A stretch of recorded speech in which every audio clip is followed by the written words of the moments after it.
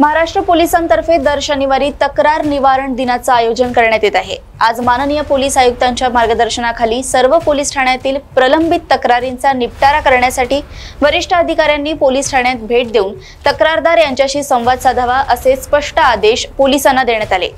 त्याप्रमाणे कळमना पोलीस ठाण्यात तक्रार निवारण दिनाच्या औचित्यावर 10 तक्रारींचा निपटारा करण्यात आलाय। तसेच पोलिसांनी नागरिकांना देखील कोणतीही अडचण आल्यास 112 वर पोलिसांशी संपर्क साधण्याचे आवाहन केले आहे। दर शनिवारी महाराष्ट्र पोलीस तर्फे तक्रार निवारण दिनाचं आयोजन करण्यात येत आहे।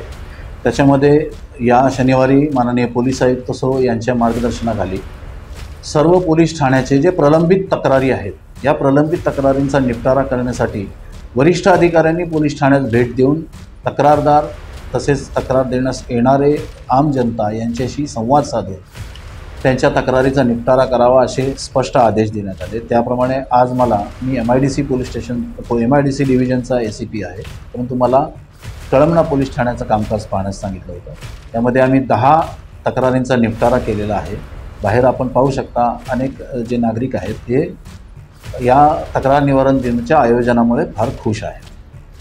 बरेचशा तक्रारदारांचं तक्रारी अशा असतात की आम्ही इतक्या दिवसापूर्वी तक्रार केली परंतु आमच्या तक्रारीचं काही नियोजन झालं नाही किंवा काय निराकरण झालं नाही, तर त्या अशा लोकांना समक्ष बोलावून मी त्यांच्याशी चर्चा करत असतो। त्यांची तक्रार काय आहे, जी दिवाणी बाब असेल ती दिवाणी बाब आम्ही सांगत असतो, जी गुन्हेगारी स्वरूपाचं असेल तर त्याला गुन्हेगारी याच्यामध्ये दाखल करणे वगैरे याच्या सूचना दिलेल्या असतात। बऱ्याचशा अदखलपात्र ज्या तक्रारी आहेत याच्यामध्ये प्रतिबंधात्मक उपाय करून किंवा सामनेवाल्याला समोर बोलावून जर त्यांना जर समज देण्यात आली तरी त्यांच्यातील हे जे वाद असतात, शेजारी पाजारी घरगुती वाद हे मिटतात। या तक्रार निवारण दिनचा असा फायदा होतो। नाही, तो संदर्भ वेगळा आहे, परंतु प्रत्येक नागरिकाच्या बाबतीत जे काही घडत असेल त्यावेळेस त्यांनी जरूर पोलीस स्टेशनला तक्रार करावी। तक्रारीचे माध्यम आता आहेत, सर्वात मोठं माध्यम सध्या उपस्थित आहे ते म्हणजे डायल 112।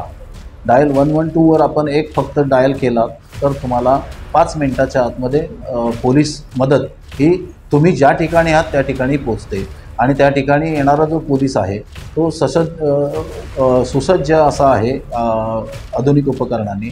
त्या तक्रारीच्या ठिकाणचे तो व्हिडिओ शूटिंग, फोटोग्राफी आणि त्या ठिकाणचे अक्षांश रेखांशपासून सर्व तो नोंद करून घेत असतो आणि त्याच्या नोंदी झालेल्याप्रमाणे तशी कंट्रोल रूमला नोंद होत असते।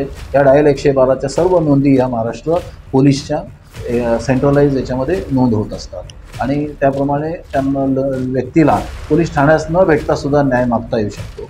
त्याचबरोबरीनं जेव्हा कधी आपले घरगुती किंवा काही किरकोळ मॅटर्स असतात त्या संदर्भाने महाराष्ट्र पोलीसचा भरोसा सेल हा अतिशय कार्यक्षम असा सेल काम करत आहे। याच्या माध्यमातून अनेक मोडकळीस आलेले संसार हे महाराष्ट्र पोलिसांनी अतिशय चांगल्या पद्धतीनं उभे करून दाखवलेले आहेत, त्यांच्यातले वाद मिटवलेले आहेत। नागरिकांना माझं आवाहन असंच राहील की कोणतीही गोष्ट फक्त समोर दिसते त्याच्याकडे नजरअंदाज न करता आपल्याकडे डायल 112 सारखे किंवा पोलीस व्हॉट्सॲपसारखे अनेक माध्यमं उपलब्ध आहेत।